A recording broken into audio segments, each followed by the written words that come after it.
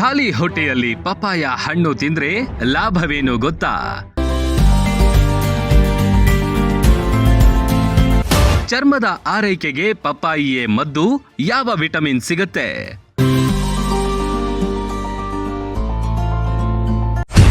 ಪಪ್ಪಾಯಿ ಹಣ್ಣಿನಲ್ಲಿ 10 ಸಮಸ್ಯೆ ನಿವಾರಿಸುವ ಶಕ್ತಿ ಇದೆ. ಅವು ಯಾವ್ಯಾವು?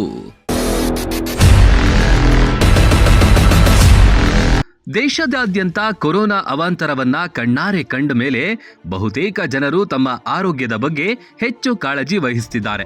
ಅದರಲ್ಲೂ ಆರೋಗ್ಯದಲ್ಲಿ ಏರುಪೇರು ಆಗಬಾರ್ದು, ಸುರಕ್ಷಿತ ಆರೋಗ್ಯ ನಮ್ಮದಾಗಬೇಕು ಎಂಬ ಕಾರಣಕ್ಕೆ ಗುಣಮಟ್ಟದ ಆಹಾರವನ್ನ ಸೇವಿಸುತ್ತಿದ್ದಾರೆ.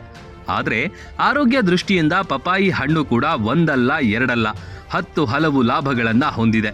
ಇದನ್ನ ಖಾಲಿ ಹೊಟ್ಟೆಗೆ ಸೇವಿಸಿದ್ರೆ ಆರೋಗ್ಯ ಚೆನ್ನಾಗಿರುತ್ತೆ.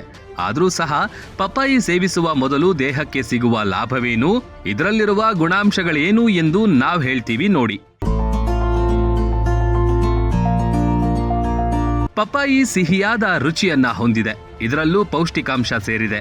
ಆರೋಗ್ಯ ದೃಷ್ಟಿಯಿಂದ ಬೆಳಗ್ಗಿನ ಜಾವ ಇದನ್ನ ಸೇವಿಸಿದ್ರೆ ಕ್ಯಾಲ್ಸಿಯಂ ಅಂಶ ದೇಹ ಸೇರುತ್ತೆ. ಇವಿಷ್ಟು ಮಾತ್ರವಲ್ಲ, ಪಪ್ಪಾಯಿಯಿಂದ ಫೈಬರ್, ಮೆಗ್ನೀಷಿಯಂ, ಪೊಟ್ಯಾಷಿಯಂ ಸಿಗುತ್ತೆ. ಪಪ್ಪಾಯಿ vitamin A, vitamin B, vitamin C ಮತ್ತು ಇ ಒಳಗೊಂಡಿದೆ.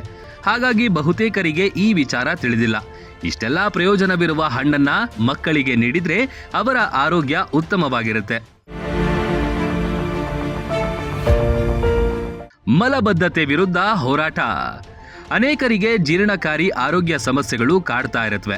ಅದಕ್ಕೆ ಪೂರ್ಣ ವಿರಾಮ ಹಾಕಲು ಪಪಾಯಿ ಹಣ್ಣನ್ನ ಸೇವಿಸುವುದು ಉತ್ತಮ. ಅದರಲ್ಲೂ ಬೆಳಗಿನ ಜಾವ ಸೇವಿಸುವುದರಿಂದ ಜೀರ್ಣಾಂಗ ವ್ಯವಸ್ಥೆಯಲ್ಲಿ ಬದಲಾವಣೆ ಕಾಣಬಹುದು. ಜೊತೆಗೆ ಮಲಬದ್ಧತೆ ಸಮಸ್ಯೆ ಹೋಗಲಾಡಿಸುವ ಗುಣ ಇದಕ್ಕಿದೆ. ಇನ್ನು ಪಪಾಯಿ ತಿಂದ್ರೆ ಕರುಳಿನ ಚಲನೆ ಸರಾಗವಾಗುತ್ತೆ. ಹೊಟ್ಟೆಯ ಅನೇಕ ಸಮಸ್ಯೆಗಳು ಸೇರಿದಂತೆ ಅಜೀರ್ಣ ಸಮಸ್ಯೆಯನ್ನ ಪಪಾಯ ನಿವಾರಿಸುತ್ತೆ.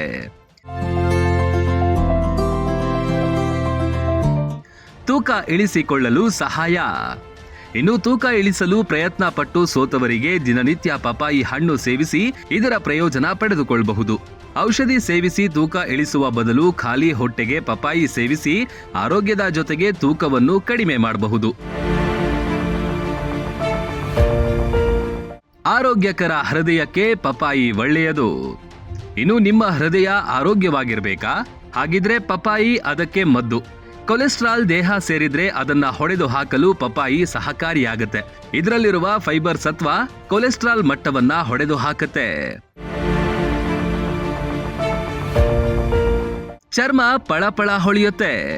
ಚರ್ಮದ ಆರೋಗ್ಯವನ್ನ ಕಾಪಾಡಲು ಪರದಾಡುವವರು ಪಪಾಯಿ ಟ್ರೈ ಮಾಡಿದ್ರೆ ಒಳ್ಳೆಯದು. ಯಾಕಂದ್ರೆ ವಿಟಮಿನ್ ಸಿ ಇರುವ ಕಾರಣ ಚರ್ಮದ ಕೋಶವನ್ನ ಸರಿಪಡಿಸುತ್ತೆ. ರಾಡಿಕಲ್ ಹಾನಿಯಿಂದ ಪಪಾಯ ರಕ್ಷಿಸುತ್ತೆ. ರೋಗ ನಿರೋಧಕ ಶಕ್ತಿ ಇದರಲ್ಲಿದೆ. ಮೊದಲೇ ಹೇಳಿದಂತೆ ಪಪಾಯಿ ಒಂದಲ್ಲ ಎರಡಲ್ಲ 10 ಲಾಭವನ್ನ ಹೊಂದಿದೆ. ಅದರಂತೆಯೇ ರೋಗ ನಿರೋಧಕ ಶಕ್ತಿ ಕೂಡ ಇದರಲ್ಲಿದೆ.